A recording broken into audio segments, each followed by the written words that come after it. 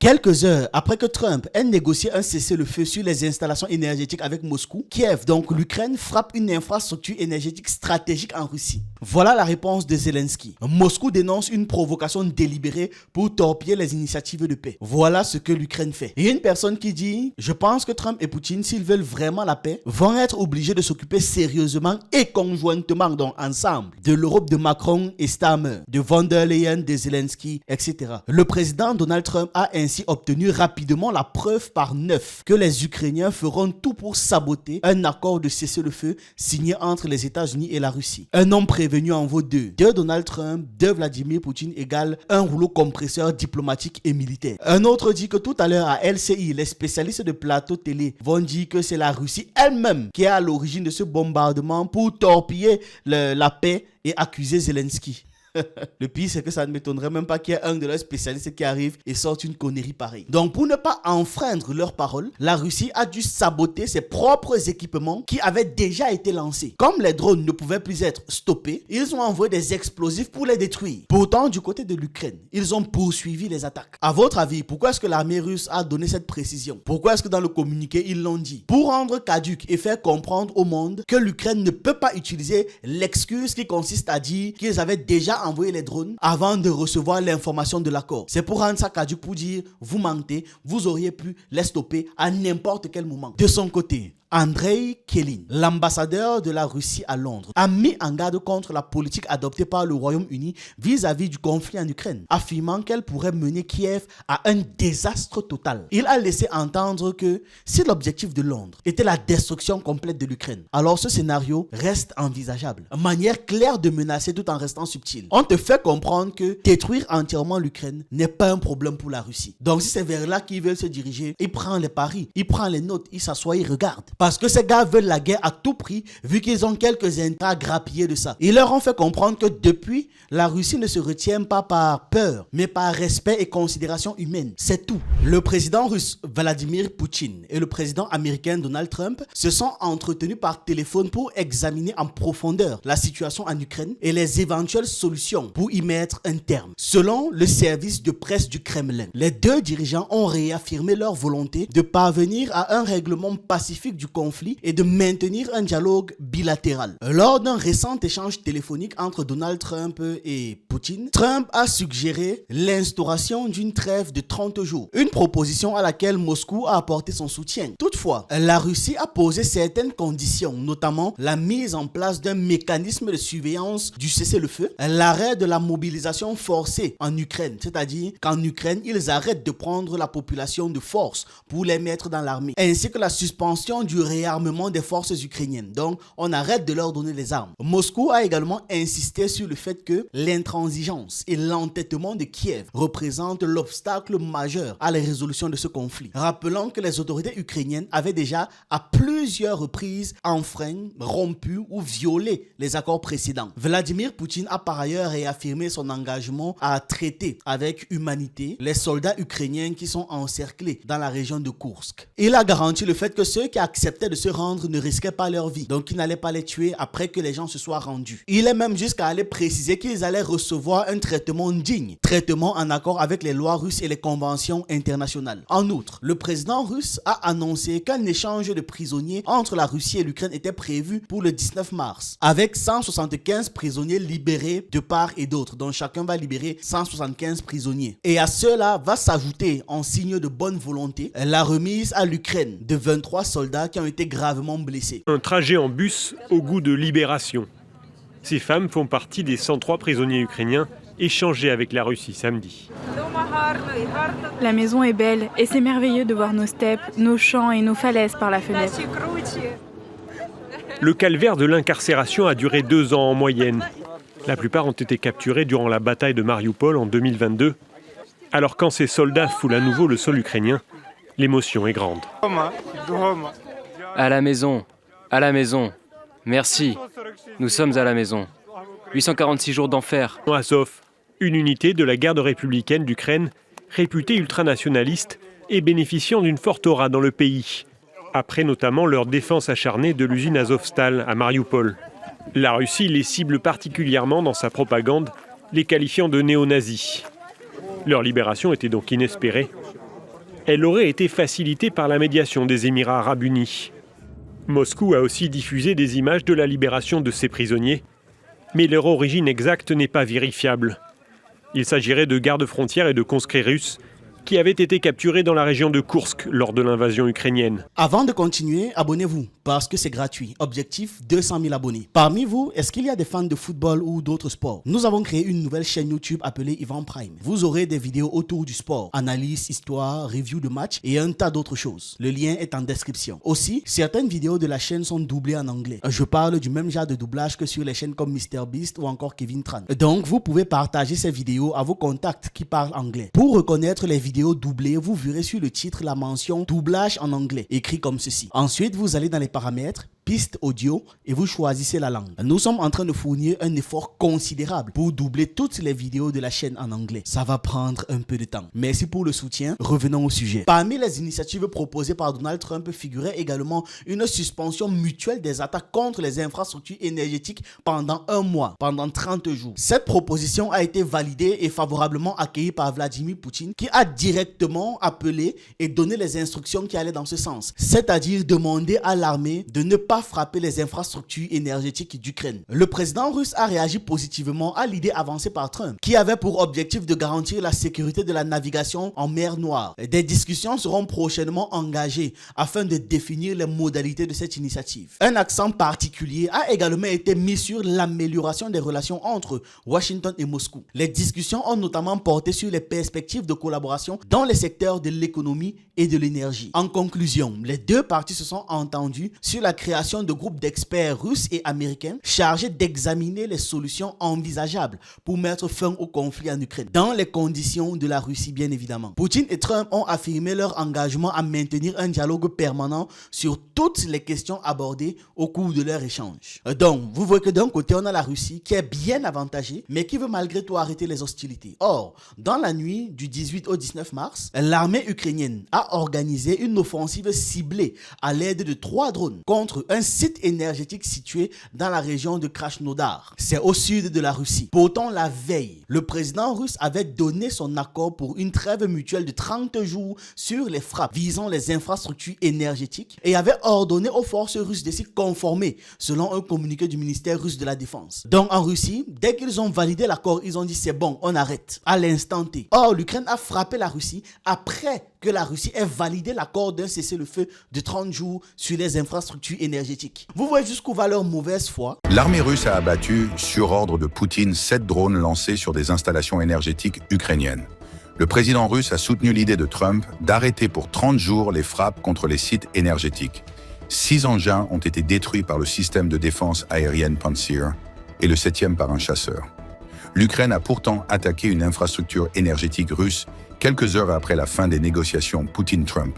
Un incendie sur une superficie de 1700 mètres carrés s'est déclaré. Vous voyez leur comportement. Ça faisait à peine quelques heures que la Russie avait décidé de lâcher du lest, de baisser la pression. Et ils ont déjà trahi leur engagement. Avec ce geste, l'Ukraine montre qu'elle n'est pas du tout fiable. Quelques heures après que Trump ait négocié un cessez-le-feu sur les installations énergétiques avec Moscou, Kiev frappe une infrastructure énergétique. Kiev, donc l'Ukraine, frappe une infrastructure énergétique stratégique en Russie. Voilà la réponse de Zelensky. L'armée ukrainienne cible une installation pétrolière à Krasnodar, clé pour le pipeline international du Caspian. Moscou dénonce une provocation délibérée pour torpiller les initiatives de paix. Voilà ce que l'Ukraine fait. Il y a une personne qui dit « Je pense que Trump et Poutine, s'ils veulent vraiment la paix, vont être obligés de s'occuper sérieusement et conjointement, donc ensemble, de l'Europe de Macron et Starmer, de von der Leyen, de Zelensky, etc. » Qu'est-ce que vous en pensez?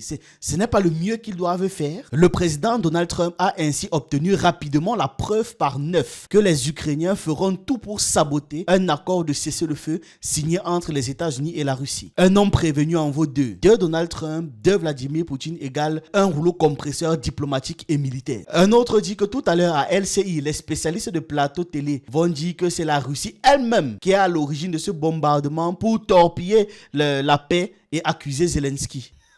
Le pire, c'est que ça ne m'étonnerait même pas qu'il y ait un de leurs spécialistes qui arrive et sorte une connerie pareille. Mais dites-vous que ce n'est même pas là que vous devez être choqué. Parce que, d'après le même rapport de l'armée russe, le site visé joue un rôle stratégique dans les transferts de pétrole, en acheminant la matière via des wagons-citernes vers le réseau d'oléoducs exploité par la société internationale Caspian Pipeline Consortium, en abrégé CPC. Bien que les systèmes de défense russes aient intercepté les drones, l'impact de l'un de ces drones sur la zone de transport a provoqué une fuite de pétrole et un incendie qui s'est étendu sur 1700 mètres carrés. C'est énorme, 1700 mètres carrés. Bien évidemment, Moscou a dénoncé cette attaque comme étant une provocation délibérée, orchestrée par le gouvernement ukrainien et destinée à compromettre l'effort de paix supposément impulsé par les États-Unis. Et dites-vous que le ministère russe de la Défense a fait un aveu. L'armée russe avait prévu de lancer 7 drones contre les infrastructures ukrainiennes en lien avec le complexe militaro-industriel globalement. Mais vous vous rappelez, dès que Poutine a validé l'accord, il a immédiatement donné les directives. Et la directive, c'était quoi? D'interrompre temporairement ces opérations. Donc, ce qui s'est passé, c'est que les forces russes ont neutralisé leurs propres drones avant que ces drones-là n'atteignent leur cible. Donc, pour ne pas enfreindre leurs paroles, la Russie a dû saboter ses propres équipements qui avaient déjà été lancés. Comme les drones ne pouvaient plus être stoppés, ils ont envoyé des explosifs pour les détruire. Pourtant, du côté de l'Ukraine, ils ont poursuivi les attaques. À votre avis, pourquoi est-ce que l'armée russe a donné cette précision? Pourquoi est-ce que dans le communiqué, ils l'ont dit? Pour rendre caduque et faire comprendre au monde que l'Ukraine ne peut pas utiliser l'excuse qui consiste à dire qu'ils avaient déjà envoyé les drones avant de recevoir l'information de l'accord. C'est pour rendre ça caduque, pour dire, vous mentez, vous auriez pu les stopper à n'importe quel moment. Parce qu'il y avait toujours un moyen de les neutraliser, de neutraliser ces drones-là,